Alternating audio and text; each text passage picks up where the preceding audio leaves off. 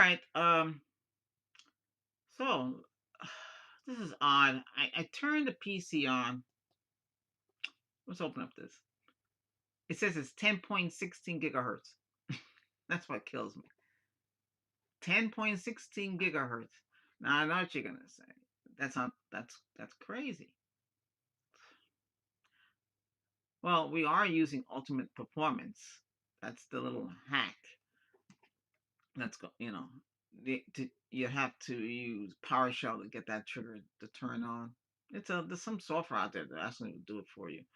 Um, uh, but you can see the CPU is saying unless this quick CPU is not functioning incorrectly. This is a AMD uh, accelerated processor unit (APU). You know, I don't know, but this is the highest I've seen it jumped up to. It's funny. Temperature temperature of the CPU is 100 Fahrenheit. Really high. It might need cleaning. I want to take it apart. I want to add some more another SSD to the lineup. Because the laptop, unless the laptop's not, I can't get the old laptop to work. Laptops don't last that long. I mean, I got the laptop in 2012 from Target, like 249. The lady asked me, "Did you want both of them?" Because somebody didn't pick it up. It's an Acer. I mean, it wasn't bad. I mean, it was upgradable to 8 gig of RAM, DDR3, I believe. Um, it only had a 1.73. It's an Intel 3 processor, three i3. Yeah, but the thing is, I mean, it was all right. Yeah, I mean, it had decent sound, but I had another Acer 2010. I got that off the HSN.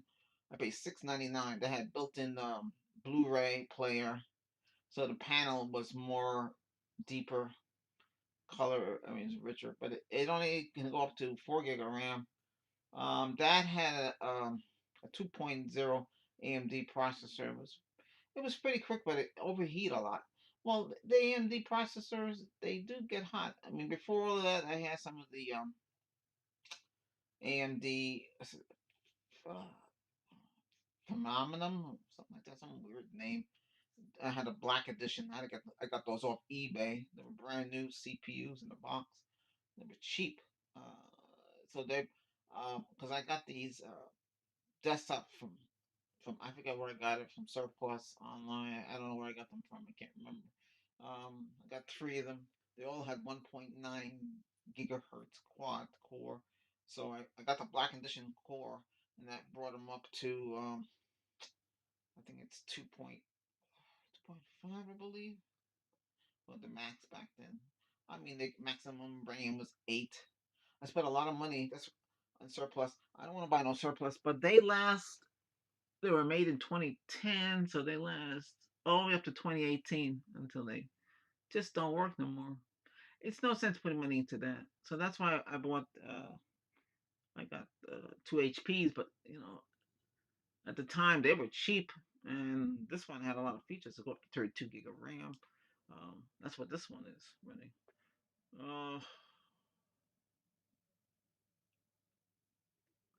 I'm looking into the Orange Pi 5, but see, those are little circuit boards, and they can only handle Linux and Android. That's ARM. I think that's ARM processor. Um, think about that. That's cheap. They have 32 gig of RAM one. Uh, but well, something small, something small. That'll be running that. See, that would be running Android. But then Android OS, I guess from the manufacturer, its own little alternative. Because I know a lot of people don't want to run Windows X, Windows 11. Microsoft has made it more um, bloated with bloated software but you can remove all of that stuff, and you don't have to use Bing. I removed the browser, the Edge. I took the whole thing out. I had to use a hacking program to do that and ink it out. Don't need it. There's other stuff you can yank out too. I had no problems with it. That's less thing. That's less memory running in the background, less hogging the system. Um, I disabled some of the stuff in the services. I've been at this for a long time. There was a time where the memory was only up to 640, and a lot of us could have pushed it to 740. But that's on the Microsoft DOS back in those days. Uh, but we've come a long way. But back then, Windows was very unstable. You used to get the blue screen of death. I wrote a program called Fast Return. I sold it. Yeah, I sold that online. So, but how that worked was when you got the blue screen of death, you would open up the DOS box and you would run this program, and then it will allow you to keep going. And I got popular. That was good for Windows NT S2 as well. I brought a copy with me to work one time because I was doing contracts back then. And NT would crash, and I would run my program. But convincing the outsourcing company, say, hey, I got this application. Sometimes I did bring my own stuff to the job. We had to do a lot of imaging over the network. Oh, what's it called again? I can't remember that. I forget what the name of that imaging system was. Well, it would pull it from the server. So they would either use a disk, a floppy disk back then. I put it. I wrote a code. I wrote a whole operating system and created an app. It would run on the CD. So you pop the CD and while it's pulling the image for the computers that we had the image, you could play music. Yeah, you can play music and do anything you want. That's the interface. I only made a couple of that, and I used to take that for interviews and say, "Hey, this is what I can do," but they couldn't understand what I made. Yeah, yeah. So you're pulling it off the server and you're imaging machines, and we would be imaging a whole bunch of machines. Yeah, I did that job for 2 years. That was a 2-year contract. That was pretty good. But anyway, like I said, we've come a long way. Listen, if you want to keep your machines running smoothly, my advice to you, um, I'm not promoting them, and I'm not getting paid for saying this, but WiseCare Game Booster, Wise Game Booster, all that's gonna do is free up anything in the back that shouldn't be running. I mean, smart and intelligent enough to do it. This quick CPU it should do too, but I don't know. See here, just click on optimize. It says it picked up 10 issues already. And it'll free up. It won't get to this. You know where they get this from? There was a program called Windows Tune. Some people saying it was a hack program.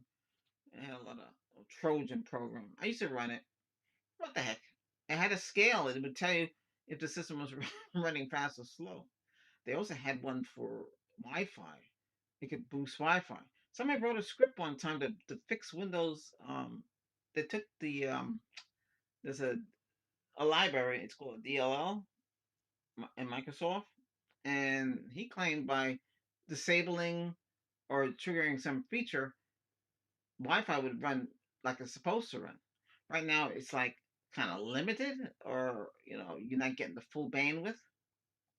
That has a lot to do with Microsoft. Same thing with Linux and Android. When I used to do the Android modding or creating new firmware for the tablets and uh, and smartphones, I don't do it no more. It's too time consuming. Um, it's not really necessary today because a lot of people don't care about stuff like that anymore, but they used to care about rooting and stuff like that. So yeah, I was famous on God, I can't remember the site. Oh, all those Android sites. Can't remember. Doesn't matter today. But well, like I'm saying is these devices, your phone, your PC, they can run it. They can run full speed on networking, but they kind of limit it down. But you all see what's going on today. You get uh you have fiber, and you have the cable company, and the fiber claims whatever up and down. If you can get close to those speeds, that's good. But how much speeds do you really need to play your games? How much how much do you really need? You don't really need a lot. But then again, if you add more devices, smart, say you got smart lights, smart refrigerator, smart thermostat, smart front door lock. Then you have to have the Googles in the house to control these smart TVs are hooked up to either Google TV or Android TV or whatever it is that you're using. All that's going to, tap into the Wi-Fi. You could run strictly everything on Wi-Fi and don't really use LAN, where you wouldn't need no switch. You get a business router, right? Yeah, business router. You spend more for that. I don't recommend the little plastic toys they got because they don't last and they always have problems. A business router has 5-year warranty. You're gonna pay the price for that. Um, there's I don't know if they came out what they came a company came out with another company I supported and uh, I was working with the engineer it was three um three companies network companies I was working with back in 2010. Um, I'm not gonna mention their names because there's no sense. One of them, their routers are terrible. But hey, they sent me the equipment to test out, and I got free hardware, and I worked with two of them. One was I think either Taiwanese or Korean. I can't remember which company that is, and the other one was American. Yeah, I would be on conference calls and all that stuff. You guys can check into all that. I don't know if they're doing that today. Most of it's, you're testing the equipment, then you do a review. And that was very popular. My channel's still there on not this channel. There was another channel I had where I would have all the equipment in it. People say, "Hey, wow, what's that?" And this company would make all sorts of things. Uh, Travel router. Today you call that a wireless router. Stuff like that. But what I'm getting at, if you're gonna spend the money on networking, get business equipment. I know you're gonna say it's expensive. You can get 10 gig 10 gigabyte LAN, right? Which most houses, what, 2.5? Remember, 2.5 is this 1.3. That's what it comes out to be. The 10 is really 7 gig. I used to be like a network administrator for a large government site, and we just installed 10 gigabyte switches. They were expensive. They were Cisco Catalyst. I forget which one it is, but it was the 24 port and the 48 port, and I imaged them and everything, or put firmware on it, and then deploy them. Then I was in charge of the administrator back in the back end, so I would have the web interface, and I would see the speeds running around. But the most it was doing was seven gig. It's not doing no 10. So just like with 10 megabytes, that's 100 megabytes, it's 60, and 1 gig is 600. And now I think Xfinity 1.2 is really 720. I think comes out to be like that. Um, for some reason, they keep. I told them, listen, I don't want to pay. I don't want to pay for the 720. So lower it back to 1 gig. Do you know what they did? They put it back to They put it back to 1.2. I don't know. They give it to me for free, but I don't need. I have nothing. Well, technically speaking, with the modem tap into the modem, the modem that I have here is supposed to do 2 gig, but that's split two way. They have a new modem for 2.5. So the modem would have to do 2.5 and your router would have to do 2.5. Your access points would have to do giga, so more than 867. So they would have to do more before everything else kind of work in that way. And then as you can still do with your equipment, still have back end and still, do Wi-Fi 5, Wi-Fi 6, like stuff like that. But, you know, that's the whole point. You would get you know why you get a business router? Because they have built-in security, which is much stronger than you would buy little plastic stuff. I don't want to buy no plastics because I better be, oh, I'm going to get a wireless router. So, wireless router, switch, everything's built into that. So, that overheating, you have to go If it's overheating, you're gonna either have to put it in a closet, have someplace cold, really cold. You can put a cooling fan on it and run that off it. To keep it cool because those things overheat. And I don't know. I have business access points. You can either mount it on the wall, you can mount it on the ceiling. I did what the other company did. It's, the company is it's financial. They're at the time they were 2.5 trillion, but they use tripods and they mount the Cisco access point. It had like around I think around 4 antennas. I thought it was 802.11 AC. He told me no, it's 802.11N. N. Why would it? He said, well, it wasn't in the budget for them to. He said the following year they would have the new one, and there would be a guy walking around with this $10,000 device. It tells you how the Wi-Fi is working and how strong it is the signal. That's all he did. Walk around with that.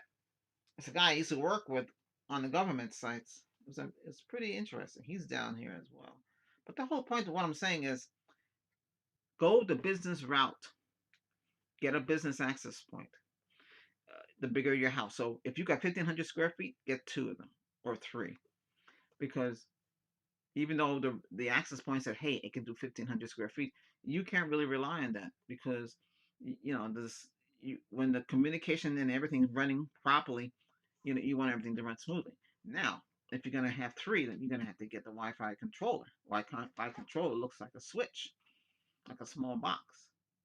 So get the one that's gig because some of them are not gig and it's like the highest is 100 megabytes. And that's kind of silly. It's only gonna be 60. So why would you go that route? And the Wi-Fi controller does a better job controlling the Wi-Fi. That's what you can do. So you would have your business router. Now, if you want to go VLAN, because some guys online say, "Hey, go VLAN," so you would have all your wireless network, for your smart devices. You can have all your smart lamps, lights, smart this, smart that, smart that. Everything I have be on its own VLAN. Well, that's how businesses do it. VLAN, yeah, VLAN. So everything kept separate. So you can go that route, but you need a switch. You need to make sure you know what you're doing. You know, I mean, I could do it down here. I don't really need it. I just not need it. Well, it's supposed to be more secure that way. What you really can get is a blue coat. A blue coat is a web interface, web filtering interface. Those were 10,000 back in my day. And there was one guy that's all he did all day is monitor incoming. So that's a web box. It filters out the web. You can block anything on that. You can block also you can block sites. You can do everything with that. I'm sure they have some cheaper ones out there tonight for homes if you want to go that route. And that's the way you can do it. So, or you just use a business router and it has filtering and does a lot of different, and then you can test that filtering out. I think it's called NPC. I'm not too sure. I had it on the laptop. So what this software did, it would test out the router and see if there was any breaches. Sometimes you have breach in the OS. A lot of routers they use their own firmware OS. Mine is okay, it said. But when I use a Linksys router, holy hell, it had a lot of holes on it. It wasn't safe. Yeah, yeah. I think it's NPC. I forget the name. It's on the laptop. That's why I need to get into that laptop. Then my what's the other thing I use? I had a NAS. That's a network attached storage. It can handle up to 6 gig. I put a 4 terabyte in there, and this guy gave me a server, but it was really a server. It was just pieces. But the server drives were locked away, and they were good Russian digital. They're purple. They're used for video, but you can use special software and you can use them for storage. Because that's all you can't boot. You can't use an MBR. I think they were is it not GPR? I can't remember what setting they were, but they can only be used for storage, and they work. The 4 terabyte would be 3.85 free.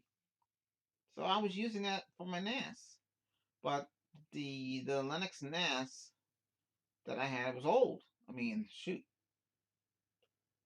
So I backed everything up to a NTF. So I had an NTF, but I looked on the NTF, the video side. I guess I decided not to back up the video. It's taking too long because that's a lot over the network to back up. So you're backing everything. Everything's going through the network. So you're taking the NAS and backing everything over the network back to whatever computer that was, saving it in the NAS. It's a lot. It was a lot. It was very demanding. Then one of my switches went bad. The business switch went bad. Yeah, yeah. Remember, a lot of these things don't last forever. So you just have to be careful. If you're gonna buy something and you have 2.5 gig, and you know that eventually these, fiber and the cable is gonna go higher, then you should get a 10 gig. So a lot of them are quad core network processor, right? And they have more than enough RAM, 512 or higher. You know, a quad core router is much better than a dual core. You can see the difference. You'll get your closer your download speeds. But and you don't want nothing with cloud, because that's what happened with me. Where I had a Google router. As Google said, hey, we're not going to support it no more. Well, yeah, that's tough. You spent all the money on that. Can't buy that. So you see, this thing is still flipping between malfunctioning. But anyway, I just want to show you this. Hey, you can take my advice. It can help you if you have any questions. Yeah. But I only run two programs to keep the computer clean. The WiseCare Game Booster and the WiseCare 386. No, sorry, the three. What's it called again? 365. Oh, it's getting late. I have to make some videos. Yeah, those are the only two I run. When I run the WiseCare 365 on the Intel, with the i5 chip on there with the 32 gig of RAM, it runs quick. But on this, I have a lot of software on this computer. Now I compared this processor with the i5 11 Gen. The only difference is bus speed. They said that this is faster than that. I don't know. Really can't compare it. I don't care about all that stuff because this is, I'm gonna be replacing this soon, as soon as I get the cash. But anyway, hey, if you found this information useful, support the channel, for channel growth, and and the videos. Okay, we have both gaming. um I don't play a lot of games. I play, sometimes I play World of Tank Blitz, and I'm playing Star Trek. I had a coupon to get a free a T6, so I got the Intel uh, Section 31 um, Dreadnought Cruiser. I really wanted something bigger. I mean, it's all right. It has a lot of things in there that I've never seen before in the game. But I'm just then I had a whole bunch of these ultra, well, to advance your consoles, you send it to Epic, to the max. So I sent it up to the max. It didn't cost me nothing. Um, right now they're doing off 369 or something, 365, or I think something like that. They're doing they have a new Star Trek episode. I guess so. I was saying, hey, wow, new episode coming, but it's always the same. I wish it was more interesting, but so they're giving away another free anniversary ship. Oh man, I'm saying to myself, gee, I need another ship. I don't know how good it is. I'll see when I get it. Maybe I'll do a review. Oh, maybe I'll do a review on the ship I'm using now. But anyway, World of Tank Blitz, I think they're up to 10.6. I think it is. That's what it is. But they keep changing the tank settings, and I don't like that because I already know what the tank can do. And then when I go to use the tank, it's performing lousy, and there's not much I can do. And this, I don't like that. Why don't you just leave the tanks alone? Have the tanks set up. If you're gonna pay so much money to have collectible tank, and then you have the premium, you have the collectible, and you got this other one. I think it's called hybrid tank. I think it's gold and black. Whatever setting you had it set for, leave it like that. They should have the best settings. They shouldn't be vulnerable. But we'll talk about that another time. Hey, thanks for listening. Don't forget to subscribe to the channel. It's very important, guys and girls, and everybody else. All right, I'm out of here.